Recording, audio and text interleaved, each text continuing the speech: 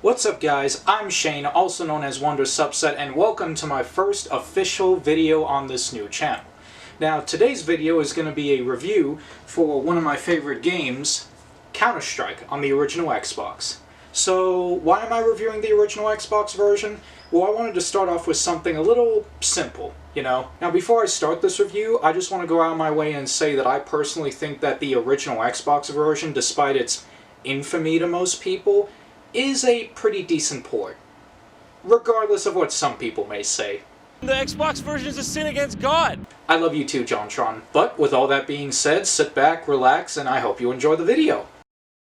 Counter-Strike, probably regarded as one of the best multiplayer first-person shooter games ever released. The game was published by Sierra Studios, but was developed by everybody's favorite PC gaming company, Valve, who were known for games such as Portal, Team Fortress, Left 4 Dead, and of course the Half-Life series, with their recent release of the game series being Half-Life Alyx for the VR system. The series made its debut with its first game released on the PC on November 8th of 2000. About 3 years later, the game would see a port on the original Xbox, one of my favorite consoles of all time and the version we will be looking at today. So let's pop this baby into the nostalgia box and have some fun.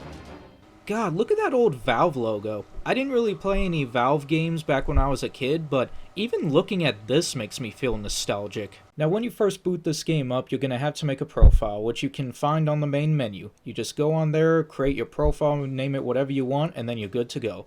Now back in the day, Xbox Live was the online support for this version of the game. However, due to it shutting down back in 2009, you're stuck with either playing on System Link or single player mode. For the sake of this review, we're just going to do single player mode with bots. Now in single player mode, there's 4 different difficulties in a custom mode. Obviously, the higher the difficulty, the harder the bots will be, but that will also affect how much money you get to get weapons. Now whenever I play this game, what I prefer to do is to make a custom match with 11 bots, which is the max amount that you can put in, make the bot skill level standard, bot team go on both, and the match options beginner. So that way you have a lot of enemies to fight and still have enough money to get all the good weapons and everything. Now after you choose your difficulty, you have to decide what map you want to play on. In this game there are 18. With 14 maps having demolition, while the other 4 have a hostage rescue. There's also a random option as well. I don't understand why there are more demolition maps than there are hostage rescue maps, but okay then. Now once the match starts, you get to choose what faction you want to be on, counter-terrorist or terrorist, each with their own objectives that they must accomplish. Now in demolition, the terrorists are to find one of 3 hotspots and plant the bomb on one of those points, while the counter-terrorist's job is to defuse the bomb before it goes off. Now in this mode, for each faction, there are 2 ways to win. One is to kill all enemies of the opposing faction. The second way is to complete your objectives. As the terrorist, all you have to do is find one of the spots and plant the bomb on there. And then you have to guard the bomb from the counter-terrorists and prevent them from defusing the bomb before it goes off. Now I will warn you, once you hear that rapid beeping, you better get the heck out of there before the bomb goes... Yeah. Now as the counter-terrorist, you need to find where the bomb's been planted and then you need to defuse it before it goes off. Once you defuse it, you win.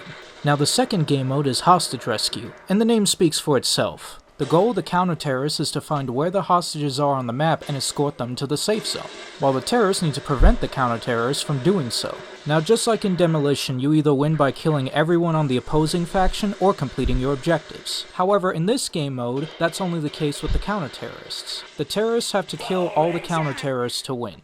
Now this should go without saying, but it's important to not kill the hostages whether you're terrorists or counter-terrorists, cause you lose money that way. Yeah, you saw what I just did there? Don't do that. Now completing your objectives along with doing things such as killing enemies and saving hostages will earn you some money, which can be used to buy weapons, ammo, and other items at the store in the beginning of the match. While on the shop, use the left thumbstick to move around the wheel to see what type of weapon you want to get. Each weapon has their own unique stats based off of things such as accuracy and firepower. Now one cool thing about this game is that depending on what faction you're on, you get specific firearms that you can only get for that faction. For example, with the counter-terrorists you have guns such as the M4A1, 5.7, Shield, and the Schmidt MP, which is this sort of silenced SMG. Pretty awesome, isn't it? The terrorists, on the other hand, have guns such as the AK-47, Defender, dual pistols, and my personal favorite, the Krieg 552. After getting your guns, repeatedly push the left and right triggers on the controller to get ammo for your weapons. Aside from guns and ammo, the store also provides other sorts of items that can be helpful, such as a bomb defuse kit for the counter-terrorists to make the diffusion process go faster. You can also get grenades of 3 different variations: fragmentation, smoke, and flashbang. You can also buy some Kevlar to give yourself some extra protection.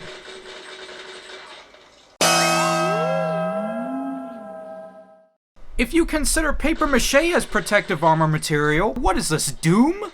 Anyway, yeah, just don't bother buying the Kevlar, it's a piece of crap and a waste of money.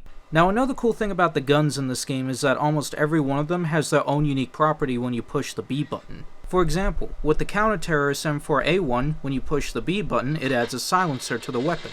Guns such as the Krieg and Bullpup allow you to zoom in a little more. Pushing the B button with the shield equipped allows you to completely cover yourself from enemy fire at the exchange of being able to use your pistol.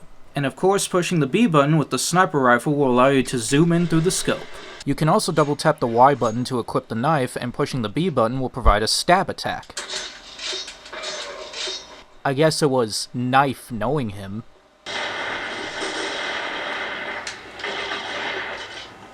No, I'm not sorry.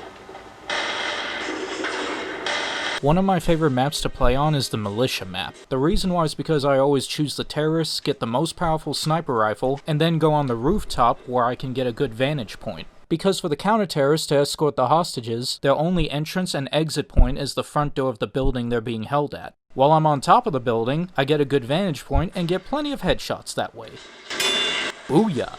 Now there's something I'd like to point out about this game. Unlike games like Halo and Call of Duty where you respawn after you die, Counter-Strike does not have that option. Instead, Counter-Strike has a little thing called permadeath, meaning that once you die in the round, you have to wait until the round is over before you can respawn and keep playing. Once you die, you'll be stuck into spectator mode where you can view all the other players. One thing that kinda strikes me odd about this game is its AI. Like seriously, they can range from spreading out to swarming up all in one place. Sometimes I'm looking around the map for 5 minutes to find out where they're at. Like seriously, I'm missing all the action. Oh, there's my action! Now, although the original Xbox version gets a lot of flack and obviously not as good as the PC version, it's a pretty decent port. It's a good game to have in your collection, and it's also a nice game to play for a time waster. One cool thing I like about the original Xbox version is the fact that you can play music on there if you have any installed onto your hard drive.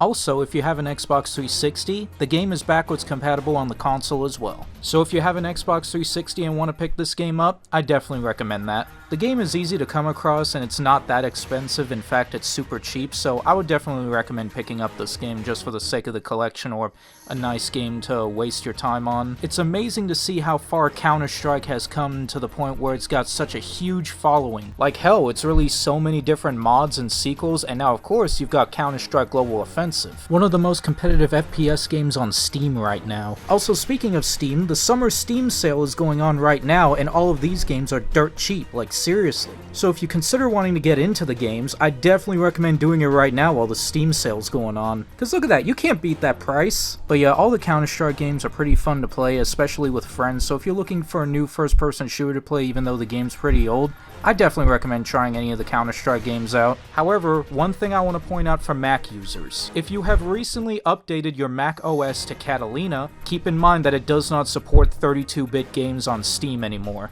And that includes all of the old Counter-Strike games, meaning that if you have OS Catalina, you can't play them. You're still able to play Global Offensive, but you still can't have that nostalgia feeling, sadly. But if you haven't updated your OS to Catalina, I would definitely recommend giving these old games a shot. And that goes for PC users, of course, and you can even get the collection on Steam as well. Seriously, take advantage of that deal. But overall, I give the Xbox version of Counter-Strike a 6 out of 10. It's obviously inferior to the PC version, and it's aged okay-ish, but if you're not the type of person who worries about quality, then this would be a pretty fun game to have for your Xbox. Again, it's cheap, and it's a good time waster. Thank you guys for watching my first video. I hope you all enjoyed it, and I hope you guys have a good day, and I'll see you in the next one.